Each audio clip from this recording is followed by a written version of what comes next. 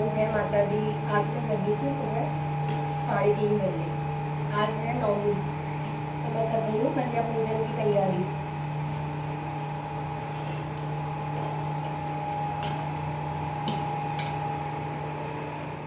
आज मैं जागी थी सुबह 3:30 बजे। सबसे पहले घर में झाड़ू लगाया, फिर पोछा किया, फिर समर चला के पानी भरा, उसके बाद किचन की साफ़ सफाई की, फिर नहा धो के मैं आई हूँ किचन में नवमी पूजन के लिए खाना बनाने। माता के भोग के लिए सब्जी में मैं बना रही हूँ छोले, और मुझे छोले लोहे की कढ़ाई में जो बनते हैं वो ज़्यादा पसंद आते, टेस्ट उनका अच्छा होता है।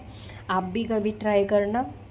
जो नॉर्मल कुकर वगैरह में हम बनाते हैं उनका टेस्ट अलग होता है, और लोहे की कढ़ाई वाले छोले का टेस्ट बहुत ही अच्छा लगता है खाने में। हमारे यहाँ आज सुबह से ही बारिश हो रही थी। बारिश एक टाइम तक ही अच्छी लगती है, लेकिन ज़रूरत से ज़्यादा हो जाए तो बारिश भी अच्छी नहीं लगती है। अब मैं बनाऊंगी माता के भोग के लिए 18 छोटी छोटी पूड़ियाँ, जिनको 2 के जोड़े में 9 जगह रख के उन पे हलवा रख के बतासा रख के माता को भोग लगाया जाता है। फिर इसमें से कुछ गाय को खिला के कुछ प्रसाद के रूप में हम अपने घर वालों को खिला। पूजा के लिए पूड़ियाँ बनाकर मैं कर दूंगी गैस बंद। बाकी पूड़ियाँ जब मेरी कन्या भोज खाने आ जाती हैं तभी मैं गरमा गरम बनाती हूँ। अब मैं सारा सामान एक थाली में रख लूँगी। पूजा की थाली तैयार कर रही हूँ मैं।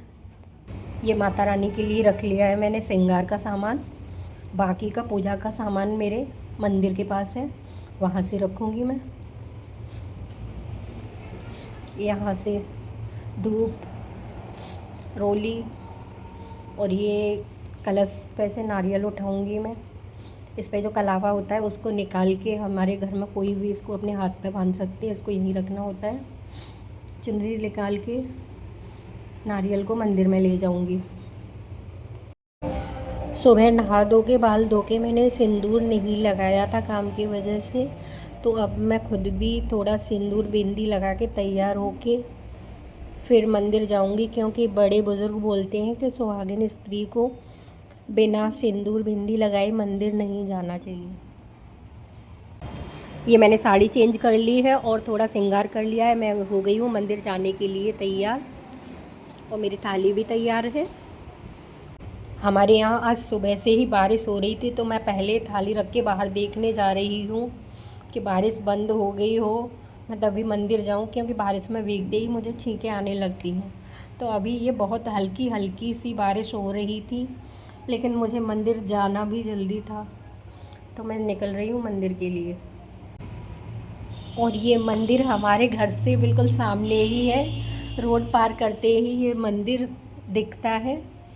ये हमारे यहाँ की पतवारी माता का मंदिर है। सारे लोग आसपास के इसी मंदिर पर आते हैं, और मुझे ये सोचकर बड़ा अच्छा लगता है कि ये मंदिर बिल्कुल मेरे घर के सामने ही है। वो गाना याद आ जाता है कि जब खिड़की खोलूँ तो तेरा दर्शन हो जाए, मेरे घर के आगे मेरी माँ तेरा मंदिर बन जाए। और मंदिर के आसपास जो खेत हैं उनमें कई तरीके की सब्जियां उगाते हैं किसान। तो अभी भी मंदिर के पीछे जो खेत है उसमें लोबिया की फली लगी हुई हैं। अभी सुबह के 7:15 ही बजे हैं, लेकिन मंदिर में काफ़ी भीड़ भाड़ हो चुकी है। इस बार नवमी 2 दिन की मनाई गई है। कुछ लोगों ने 9 दिनों की गिनती के हिसाब से कल ही नवमी मनाई थी, और हमने कैलेंडर के हिसाब से आज 1 अक्टूबर को नवमी मनाई है। भीड़ भाड़ काफ़ी ज़्यादा है मंदिर में, तो मैं एक तरफ खड़ी होकर अपनी बारी का इंतज़ार कर रही हूँ कि कब मंदिर में थोड़ी जगह हो तब मैं अंदर जाके पूजा करूँ। मंदिर में सुबह से लोग धूप बत्ती जला रहे हैं। धुआं काफ़ी ज़्यादा हो चुका है और मुझे धुएं से एलर्जी है। माता रानी बचाए रखना। मंदिर में अंदर पूजा करने के बाद भैरव बाबा की मूर्ति की भी पूजा की जाती है, जो कि मंदिर के जस्ट बाहर है।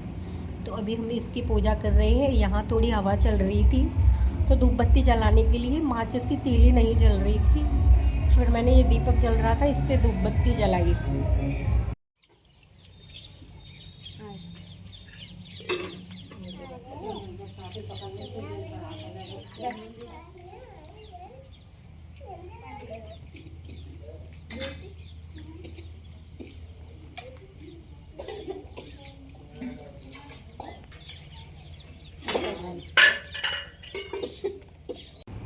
पूजा करने के बाद देवी माँ के मंदिर की 2 परिक्रमा करनी होती हैं, तो मैं लगाऊंगी देवी माँ के मंदिर की परिक्रमा।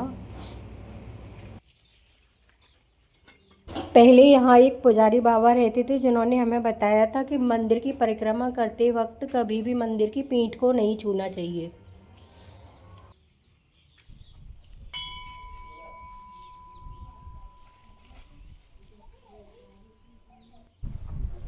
यहाँ मंदिर में अंदर एक आंटी थी, उनका दीपक नहीं जल रहा था, इसलिए उन्होंने मुझे आवाज़ दी कि बेटा थोड़ा इसको जला देना। तो मैं फिर से मंदिर में अंदर जा रही हूँ उनका दीपक जलाने के लिए। आज जो नारियल हमने पूजा में चढ़ाया था वो एक भैया ने तोड़ा था, तो ऐसे टूटा कि उसमें से फिक्स टुकड़ा बस माता रानी के लिए निकला। बाकी नारियल ऐसे लग रहा था जैसे बिल्कुल साबुत हो। ये पूजा करने के बाद अब हम वापस घर के लिए जा रहे हैं, क्योंकि मेरी एक कन्या सुबह ही आ चुकी हैं, उनको ट्यूशन जाना था, तो वो सुबह ही आ गई हैं। जल्दी जल्दी से जाके मैं सबसे पहले उनको खाना खिलाऊंगी। ये मेरे पतिदेव, इनका आशीर्वाद लिया मैंने जल्दी से, और मैं ऊपर आ गई। यहाँ मेरी कन्या को खाना खिलाया। ये सबसे पहले आई थी सुबह ही 7:30 बजे, इनको स्कूल जाना था, इनको जल्दी थी, तो मैंने सोचा चलो कोई नहीं, बाकी कन्याएं बाद में खा लेंगी, मैं इसी एक बच्ची को पहले खाना खिला देती हूँ। इनको खाना खिलाया, दक्षिणा दी, इनका आशीर्वाद लिया। अब ये मेरी बाकी की कन्याएं आई हैं, तो ये खाना खा रही हैं। और मैं इस नारियल को तोड़ने की कोशिश कर रही हूँ, इसमें से उतने टुकड़े निकल रहे हैं, अभी ये पूरा नहीं निकाल पाया है। मैंने थोड़ा थोड़ा नारियल निकाल के प्रसाद के रूप में कन्याओं को बांट दिया। बाकी का जो नहीं निकलेगा उसको फुर्सत में गैस पे गरम करके मैं निकाल लूँगी। ये नारियल में से गरी निकालने का सबसे आसान तरीका है। आप लोग नारियल में से गरी कैसे निकालते हैं कमेंट में बताएं। कन्याओं को बांटने के लिए हैंकी की पैकेट मैंने मंगाई थी, जो आ रही थी तब तक मैंने इनको पैसे दे दिए हैं। हैंकी मैंने बाद में इनको बुला कर दिए थे, जो इसमें नहीं दिख रहे हैं। ये मेरी बाकी की कन्याएं जो उनके बाद में आई थी। ये रुमाल लेके कन्याएं काफ़ी खुश हो रही थी और एक दूसरे को दिखा रही कि देखो मेरी ड्रेस से मैच हो रहा है। कल रात को मेरे पतिदेव की शॉप में एक सांप आ गया था, तो उन्होंने सुबह सपेरे को बुलाया है। अब ये सपेरा सारे सामान को उठा उठा के चेक कर रहा है कि आखिर सांप गया कहाँ, लेकिन उनको नहीं मिला अभी तक। ये हमारी कुछ कन्याएं दोपहर में आई थी, तो मैं इनके लिए पूड़ियाँ बना रही थी, तो मेरे बेटे ने इनको खाना खिलाया। पूरे दिन की मेहनत के बाद मैं हो रही हूँ पसीने पसीने, पर कोई नहीं, दिल काफ़ी खुश है अंदर से। अब हम शाम को जाएंगे अपने गांव में, क्योंकि हमारे गांव में देवी जागरण है नवरात्रि का, और भंडारा भी है, तो वहाँ भंडारा खाने के लिए हम निकल रहे हैं गांव की तरफ। और ये आ गए हम अपने गांव के भंडारे में। यहाँ पर काफ़ी सुंदर माता रानी की मूर्ति है और भंडारा भी लगा हुआ है, लोग खाना भी खा रहे हैं। थोड़ी देर के लिए हम अपने गांव वाले घर पर भी गए थे, लेकिन वहाँ की वीडियो शूट नहीं कर पाए। अब हम लौट रहे हैं अपने घर के लिए, क्योंकि मुझे शाम की आरती और दीपक भी चलाना था माता रानी के सामने। तो ये आ गई हूँ मैं घर पे। अब ये माता रानी की शाम की आरती की तैयारी कर ली है मैंने। आज थोड़ा सा लेट हो गई हूँ, वैसे सूरज डूबते ही शाम के टाइम आरती करनी होती है। आज थोड़ा अंधेरा हो गया है, क्योंकि गांव में गए थे हम लोग।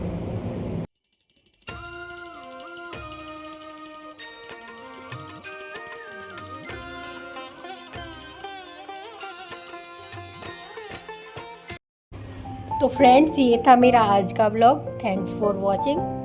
Please like, share and subscribe my channel. Thank you.